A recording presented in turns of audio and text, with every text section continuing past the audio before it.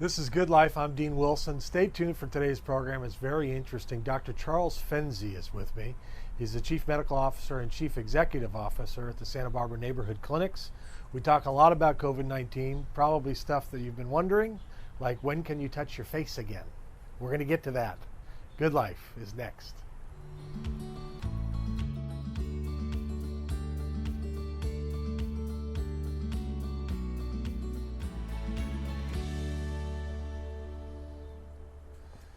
This is Good Life. I'm Dean Wilson. I'm pleased to have Dr. Charles Fenzi with me today. Dr. Fenzi is the Chief Executive Officer and also still the Chief Medical Officer, yes, correct? At Santa Barbara Neighborhood Clinics.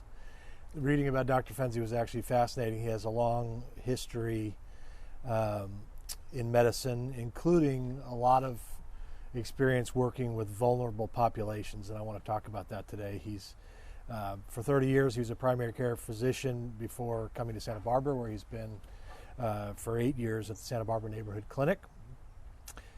He was honored as Family Physician of the Year and received the President's Award of the New Mexico chapter of the American Academy of Family Physicians.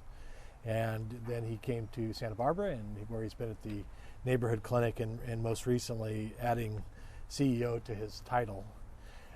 So I wanted to start with you, Dr. Fenzi, about kind of the why in terms of you being in medicine and specifically your desire to serve what is referred to here as vulnerable populations. What is that, or what's inside of you that led you to that path?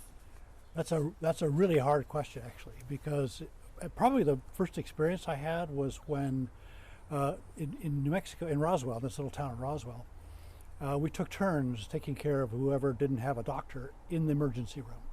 Okay. And so I was called up one day when it was my week to be on that. And the first young man to come out of San Francisco with HIV was in the hospital. And so it was my turn to take him, and this was before we had any medicines. Wow. And so this young guy, William was his name, William Sharp, I just sort of saw him through because we had nothing to offer except comfort. And that was an amazing experience for me. William was a delightful young man. It was such a pleasing experience for me to be part of that, that we decided that maybe is something I needed to continue doing. And then all of a sudden AZT came out, and I had to get smart. I had to learn something. Wow. And so you've tracked really this 30 years the epidemic of HIV. What has that been like? And well, it's now a chronic disease. So now there are medicines that have extended the life expectancy of that horrible disease. Yeah. So that now it's considered to be a chronic disease. Wow. And so it's actually changed. That's a huge change. And the medicines now, in the old days with the quote cocktail, right, you had to be careful you didn't take this medicine with this medicine because they interfere with each other. And this one upset your stomach, and this one made you poop more, and there were all these things you had to worry about, and all these side effects. And people, it was tough to do. Yeah. And people, because they were dedicated to helping themselves, did it. Now, it's a pill or two. Wow. And it's once a day. Isn't that amazing? And you get your CD4 count, that's your lymphocyte count, to the right place, and you're good to go. Wow. I remember where I was in 1991 when I found out that Magic Johnson had HIV. I was in high school, and he was my favorite player.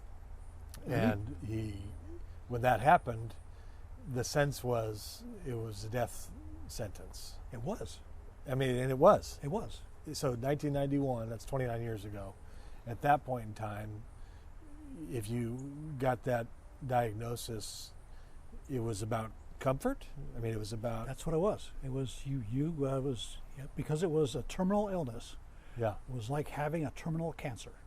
And so what you did is you kept them comfortable. Wow. And when William was 20, he was 18 when I first met him. Wow. And what happened to him? And he died. He died. He died after about 2 years. He lost a lot of weight. It's amazing to me with medicine. I mean, I think about, so we had a brain injured daughter. She had a stroke in the womb, and she had, the reason they've figured out that she had a stroke in the womb was her head was enlarging because the fluid was building up because of the hemorrhaging, I guess. Yes. You know more about this than I do. But because of shunt technology, we got her out. They installed the shunt. We had a couple little things early on, but now she's 18. We've never had a shunt revision.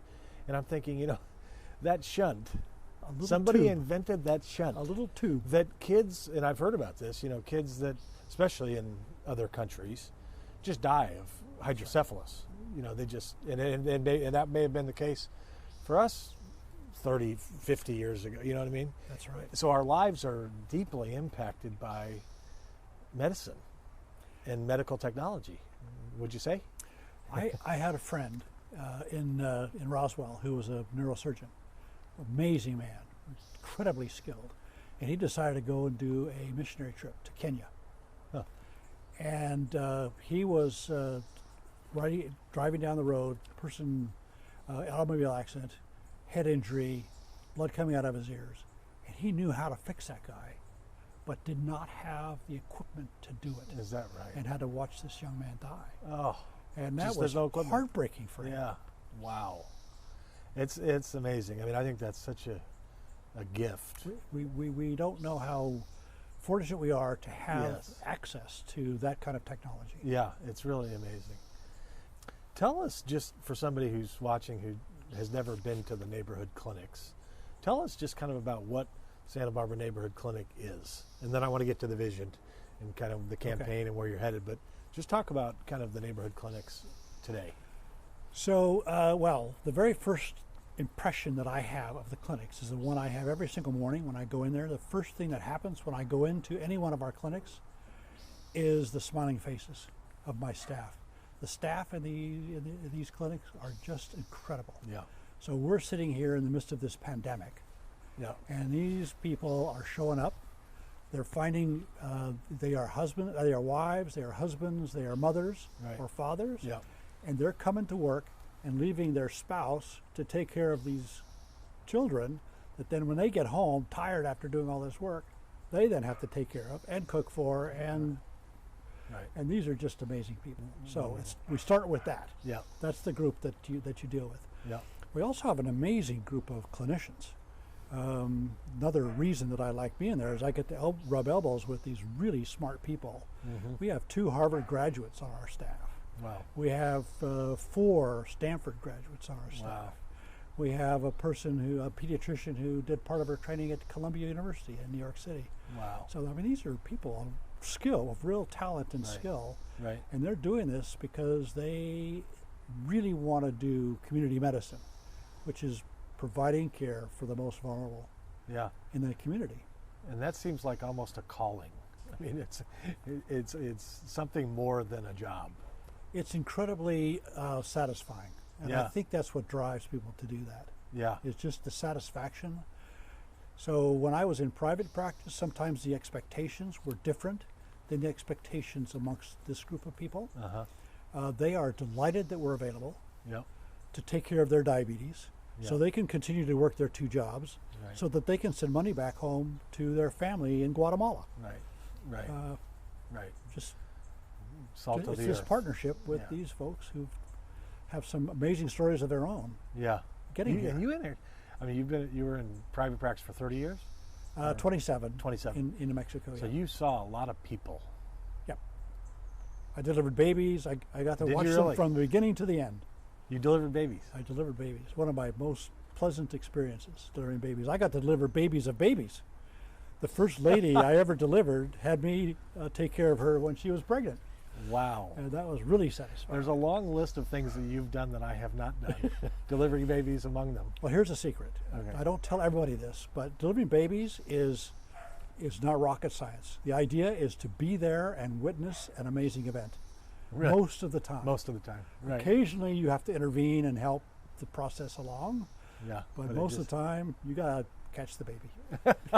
Don't drop it. Don't drop the baby. And I want to get back to that, the people side of this in a second, but So talk about the vision, kind of this campaign that I know the Neighborhood Clinics has been in the middle of. There, and I met with you a few months ago, and you kind of explained a little bit of the vision. I'd love for our audience to hear a little bit about kind of what's about to happen. So we are doing a comprehensive campaign, and the idea behind this comprehensive campaign is threefold. There are three parts to this. First of all, the West Side Clinic, and many of your listeners may know where that is. It's a little tiny house that was built in 1922. There was a little house then. It's been added on to twice. It's still a little house. You can't put two people in a hall at the same time. And it's outgrown itself. Yeah. So the first part of the campaign is to raise money to build a larger facility right across the street. Okay. We're going to maintain the building we have and try to do more behavioral health services out of that building. Oh, okay. But this will be a full service clinic with dental and behavioral health integrated with medical care. So that's one. The second is that we have this gap. Every year we have to raise about $2.5 million that we do not get through the revenue of seeing patients, or the grants that we get from the feds. And so over 5 years, $2.5 million is $10 million. Real money, right. So that makes up that part of it. And then we have a small part that we're using to maintain our facilities and to replace aging equipment, et cetera, et cetera. Okay. How much are you raising? So we're raising $20 million. Okay. So $10 million will be to fill a gap. $6.75 million is for the new building. Yeah. And the remainder, $3.25 million for the maintenance. Okay. And we're 91% of the 91% of the way. Wow. So do you think like this year? I mean, is it? Well, I think we're going to, so that pledges, and you know this better than I do, pledges are different than cash in the bank. Right. But we have pledges worth 91% of the $20 million. Wow. So this is exciting, very exciting. Yeah. And the amazing part of this is the folks that we get to run into when we're doing this work in trying to raise these funds. Yeah. People who are really interested in having this kind of a facility in the community. Yeah. Because they recognize that you cannot have a healthy community if everybody in your community doesn't have access to good health care. Right. So we're trying to fill that bottom part. Right. And we're probably learning that more now than ever. Indeed. Yeah. Indeed. Yeah. You know, the doctor relationship, and you were a family physician? Yes.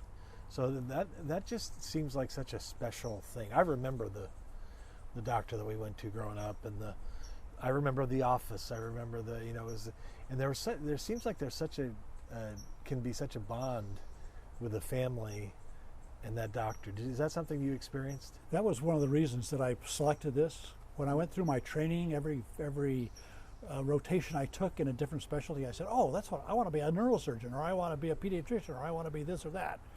And then I finally decided the only way I could do all those things is to be a family physician. Jack of all trades, kind of. Yeah. Yeah. Well, that's. But the point you make is really good. You really become a valued member of their family. Yeah. And that was another very satisfying part of my career. Yeah. Do people? I mean, what percentage of the people that walk in the door when you're a family physician are experiencing fear? Fear of the doctor, or fear of what they might have? What they might have. Yes. Well, probably you and I. You may not go to the doctor. You're too healthy. But when I go to the doctor, I'm thinking to myself, so I've had this symptom, which I just read about in the book. Right. And here's the list of things that it could be. Right on the top of the list is cancer. Right. I'm a goner. So I'm thinking, I've got 4 more days to live. Right. And especially with the internet. You go on there and you're dying of something, I can guarantee you. That's right. Yeah. So you experience that a lot. Well, you do. With patients. So you're almost kind of like a counselor, kind of. Well, counselor and teacher. So I see my role as being a partner with my patient to help them understand what I already know about their disease process or their symptoms, what it might be, and how we would go about determining that. Yeah. Just from my training. And as a generalist, many times I don't know the answer. Yeah. And so I want them to be comfortable that the specialist that I pick is also on their side. Right. Somebody that they can trust. Right. That's really, you strike me as somebody who would have a good bedside manner. Just calming, which I think must be important for that role. Well, it is, although I can think of a couple of times when I was delivering babies that I got thrown out of the room. You did? By the mom. Oh, really? That hurts too much. Get out of here. It wasn't your fault. It wasn't my fault. Yeah, wow. And you were in the Navy. I was. 3 years, and you were in Vietnam. I was. And so what was kind of that your early road like from the service into medicine?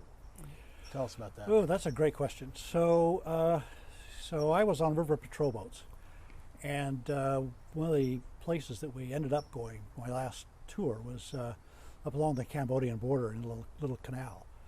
And somebody had left behind a book on tropical medicine. I have no idea how that got left there. But I started reading that at night, and I said, there's probably better things for me to do than, be out here. On the riverboat? Well, yeah. Yeah.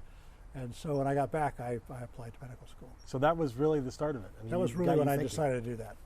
Wow. Yeah. Interesting. And you were where were you born again? New York? No, I was born in a little town named Morenci, Arizona. Little mining town. Okay. And you got some of your education in Connecticut, or yeah. Then my dad moved up in the company, and the head office was back in New York. So I went from a mining town in Arizona to New York City. Wow. Talk about a culture shock. Yeah, big one. Let's talk about COVID and kind of this experience that we've all been in, and maybe even a little bit about kind of the current. I know in the last few days there's been a little bit of a spike, but kind of talk about what you've seen, where we are in your opinion, and what people should know. That's a great question, very broad question, but a great question. Thank you. So we in Santa Barbara have been quite fortunate. I think the governor very early on said, here's what you have to do. You have to, you have to isolate. And you have to wash your hands, and you got to do your 6 foot. We didn't understand masks yet. And you got to wash your hands a lot, and and don't touch your eyes and your nose and your mouth with your hands. And that was kind of what we taught people. Cough into your sleeve. That was the stuff.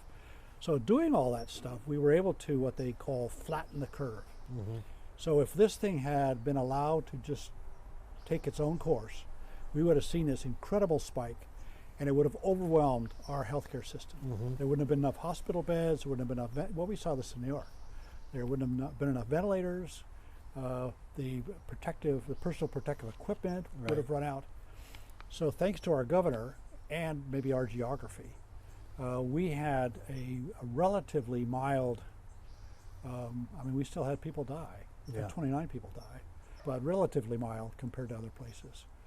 But now that we've sort of opened up, I think some of us are sort of forgetting what we learned and how we got to where we are now with this social distancing. And now we really understand that the Chinese and the South Koreans and the Japanese really do understand the value of masks. I can remember watching an interview early on with a person from an infectious disease expert from South Korea. And he said, I really don't understand why the Americans are so opposed to masks. But that's all he said. And at that time we were. And then now the data really shows us that even though the transmission of this disease is primarily droplets, meaning that I'm talking to you, so I'm spewing droplets out, but the droplets are heavy enough that they will drop pretty much about 3 feet away from me. So that if we double that, then that gets to the 6 feet. And that's the reason for that. But there are some particles that may stay in the air, particularly if you're inside. If you're outside, the wind's going to carry that all away, and so you're probably safer outside than you are inside. But we look at some of these experiences people have had. The little church in South Korea, that they had a weekend, a 3-day weekend, where they met and didn't leave their I guess we're in a church. They had the windows closed. It was wintertime. South Korea gets cold. and they had a huge spike in the number of infections. Wow. We have just seen this in Oregon just this last week. Another little church, 236 people are infected now. Wow. Because of their choir. So when you sing, that sends these droplets way out farther. And if you're not protecting yourself, if we don't protect each other, the value of the masks is that if I wear a mask, I'm protecting you from what I don't know I have. Right. If you wear an N95, then you may get some protection. I may get some protection from you as well. But just the face covering keeps these droplets and the shedding viruses from getting into the air and then traveling over to you. So it's because we've heard, obviously there's been a lot of conflicting information at different times, but so is it on counters? Does it stay on counters? So that's called surfaces? fomites. So fomite transmission is that the droplet will fall to the counter. Yeah. Now this virus is really fragile, and so it doesn't stay in a viable state very long. You may be able to pick up RNA from its remains, but it may not be reproducible. It may not be replicable, we call it, for very long from the counter. You may be able to, so remember the news about the ship, and they went on 28 days later and they still recovered virus from the flat surfaces there. But those may be just remnants of a culturable virus, a virus that's able to replicate. This virus really needs us to do that. And if it doesn't have us, then it's going to die fairly rapidly. Die is a bad word. It's a string of RNA is what it is. Okay. And its only function is to replicate. So if you get your mail, do you still have to wipe the mail down? So that's a really good question. We've been wiping our mail for weeks. The reason I gave you a funny look is because I don't wipe my mail down. I'm thinking to myself, oh gosh, what's the right answer to this? Tell me. Costco, do we have to leave our groceries in the garage for 3 days? I mean, what do we do? I think that's a really good point, actually. So the answer to that is probably not. The transmission from fomite is probably very rare. Okay. Aerosols, more so, particularly if you're in an environment that produces a lot of aerosols. So in our organization, we have dentists. And we have really skilled dentists, I have to say. In fact, we may have the best dentists in Santa Barbara. I don't want to offend anybody. But whenever they clean your teeth with these high-speed instruments, and with that water and with the ultrasound, they just shoot this stuff all over. Right. And so they, of course, are really worried about what do we do. Right. So here's what we're planning. Right now, we have some open areas where we have 5 chairs in a big long room. So we're going to separate all those chairs with a glass wall. We are installing scrubbers in our HVAC systems, and there are outlets right there between each of the chairs. So we'll just, the glass wall will go over that, and then so the scrubbers will remove the air containing the aerosols. And we also have this device that Dr. Calore found. He's our chief dental officer. And we'll have one of those for each operatory, which is a suction device that kind of sits right here, out of the way of the surgeon, but close enough that it can suck up all the stuff coming out. And then it takes it into a little canister where it sprays that with hydrogen peroxide, which has been superheated to steam and kill the viruses. And that's been shown to be very effective. Yeah. Wow. And so that's what we're doing, along with all the stuff that we've already been doing, which is screening everybody who comes in with a set of questions. We take their temperature, and if the questions are positive, and if the temperature is high, then they get assigned to a different part of the day, where we have people in their personal protective equipment, and we'll then examine them, and if necessary, do the COVID test. But if people are in for their diabetes and their answer to the questions are all negative and they don't have a temperature, then we'll see them at the beginning part of the day when it's safe, after the cleaning crews have been through and cleaned up the area. We've separated all of our chairs in the reception area by 6 feet. And if there's not room for you there, then we ask you to wait in your car until one opens up. Yeah. Everybody wears masks. All of our staff's wearing masks. The people who come in wear masks. How long does this go on? I mean, are we talking about the rest of the year of this heavy? This is a really tough question. It's a really good question because that's it. We want to know that. Right. And we don't know yet. So this little spike, I just left a conference with some of our infectious disease people, and they are really worried about this little spike. And what they're worried about is the spike in hospitalizations. Right, I saw that. So if you sort of think about this objectively, the spike in new cases may be related to the fact that we're testing more. Right. So we don't know. It's called the denominator effect. Yeah. But more people who get sick enough to come to the hospital is totally related to the virus. Right. And so if we're seeing a spike in the number of people that are ending up at the hospital, right. That's worrisome. And the steeper the spike, the more worrisome that it is. Right. I just want to touch my face again. And you can't Someday. You can't not touch your face. I'm longing to touch my face. So and join a choir. I need to join a choir. I can't join a choir. Yeah. You just told me. Choirs, no good. No choirs. So I'm wondering. So maybe you could have the hymns that you sang last year playing in the background, right? And you can pantomime. Right, great idea. That'd be better than me singing. Well, yeah, I was the one who was asked not to sing.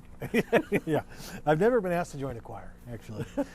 The vulnerable population. I mean, I know there's been some impact, and I've heard statistically that the impact's been greater in these vulnerable communities. Has that been? Have Yes. you guys seen a lot of that? Yes, the Hispanic population, Latinos and Latinx. If you look at the graphs comparing the concentration in the state, the population in the state, the percentage of the population in the state, against the percentage who get the disease, I think it's 33.9% or 36.9% Latinos in California, and it's something like 54% of the infections. And so and that group is particularly vulnerable for a couple of reasons. One is many of them are holding down two jobs. Many of them are living two families in an apartment. Right. Space. And many of them are working in jobs where they're really at risk. So the grocery stores. Right. A lot of people have sacrificed personal safety to serve the grocery stores. Really? Farmers. I mean, that's really something that we need to remember. I think that's very important. Testing, just real quick, we only have a couple minutes left, but in terms of testing, because again, you hear all these different things. It takes 3 days, it takes 5 minutes, I can order it in the mail. If somebody wants to get tested today, what do they do? And can they? Should they? Yes. So if they want to be tested today, if they have symptoms, you go to your family doc and he will get you tested. Okay. Well, the way we do it is that you call a number, and that gets you to our call center. Our call center will interview you, just do a brief screening, and if you have symptoms that could be COVID, then you're assigned to a certain part of the day, and we will examine you and we will test you if necessary. Okay. If you don't have any symptoms, you're just curious, then the county has set up a testing site at Earl Warren Fairgrounds. Oh, really? And that's free to everybody. Oh. It's supported by the state. Now, does that show you if you've had it 6 weeks ago? No. So that's a different set of testing. So okay. Good question. There are two kinds of tests. There's the Pcr Molecular Test that tells you if you're carrying the virus or RNA from the virus today. Okay. And that put the swab down into your what's called a nasopharynx, and it's sort of unpleasant. Yeah. And don't touch your eye. And that tells you if you have the virus. Okay. If you want to know if you had the virus 6 weeks ago, so you want to do what's called an antibody test. Okay. And that's to see if you formed antibodies against the virus. And those tests now have become quite sophisticated. And the testing platforms that are available in Santa Barbara now we're quite comfortable that they are testing the COVID-19 virus. The problem early on was that there are a number of COVID viruses. Ah. Most of us have antibodies to them because they cause a common cold, and we had them from as long as we've been around. And the early tests. So that's where there was false positives. That's why there were the false positives. Yeah. Okay. But now that the platforms are so what we're doing here is we're doing sort of it's called octagonal performance. So we have one platform that tests for one part of the antibody, and a second platform that tests for another part of the antibody, and we combine them. Ah. And so if this one is 98% right. Sensitive, and this one is 95% sensitive, and you combine the two of them, you get a positive predicted value of 100%. Yeah. And the same is true with the negative predictive value. So if I tell you that you've never had the virus after doing these two tests, then you could be pretty comfortable that you've never had the virus. Yeah. Or if I tell you that you have a positive test, you have antibodies against this, that tells you that you had the virus. Yeah. It doesn't tell you if you're protected. We don't have that level of sophistication yet. There are a number of different kind of antibodies, but the antibodies that we're interested in are the so-called neutralizing antibodies, the killer antibodies, the antibody that's going to kill that virus. And we don't know if what we're testing is a helper antibody or a neutralizing antibody, which is the killer antibody. Huh. So that's coming next. When will we know that? It's on the way. I don't know. I can't give you a number. No. But, now, one more question about that test. How far back would that go? If I want to know if I've had the virus, but it was 8 weeks ago, it was 10 weeks, how far back That's another really good question, and we don't know the answer to that yet either. We don't know how long those antibodies will last in your body. Okay. So we're 4 months into this, right? Or 5 months into this now. Right. And so we don't have a long track record to be able to go back and say, well, these people had antibodies in Wuhan in November. They're still and there. They still have them. Ah, right. That's good. Yeah. And that's what it looks like is happening. Right. What we are finding, though, is that the antibodies, you haven't asked me about vaccines yet, but we have found that the vaccines that they're now in production, there's 5 of them or more as of today, are producing antibodies, which are neutralizing antibodies that are higher concentration than people who've recovered from COVID. And so that's really encouraging. Yeah. And timeline on vaccine? So the AstraZeneca vaccine that's being produced with Oxford in England, they're talking about having 20 million doses available in September. Now, that seems really fast to me. Yeah. Yeah. Well, hey. But the other question, and this is what we were talking about at this noon meeting I had, was how are we going to get all these people vaccinated? How are we going to do that? So we want to get everybody vaccinated against flu, because flu season and COVID season are going to overlap. Right. And the symptoms are very similar. And so how are we going to know the difference? And what happens to people that have both? Right. You know, is that a worse thing? I bet it is. Yeah. And so wow. we want to get as many people vaccinated against the influenza virus as possible. Right. So we're trying to gear up to get people interested in getting their vaccines. And when would you suggest somebody gets vaccinated? They're recommending that we get started in August. August. So usually we say the end of September, beginning of October, so you can last for the whole year. Now we're saying let's get started in August and get as many people vaccinated as we can. And against then if we influenza. have to do a second shot, great. Yeah, against influenza. Against influenza. And then potentially when COVID vaccine comes out, let's get that in. Ah, I see. Wow. Good times. A lot to do. Good times. A lot to do. I remember when I used to think about the Lakers, touching my face. That's true, yeah. Dr. Fenzi, thank you. If you want to meet Dr. Fenzi, December 15th, I know where he'll be with us, the Rosewood Miramar. We're looking forward to honoring you. So honored. Well, we're looking forward to honoring you, and folks can find out about that because it's going to be a special night. And we're thankful for you in our community. And if I ever get sick, I think I'm going to call you. Come on over. Yeah, I will. Thanks so much. Well, thank you. We'll see you next time.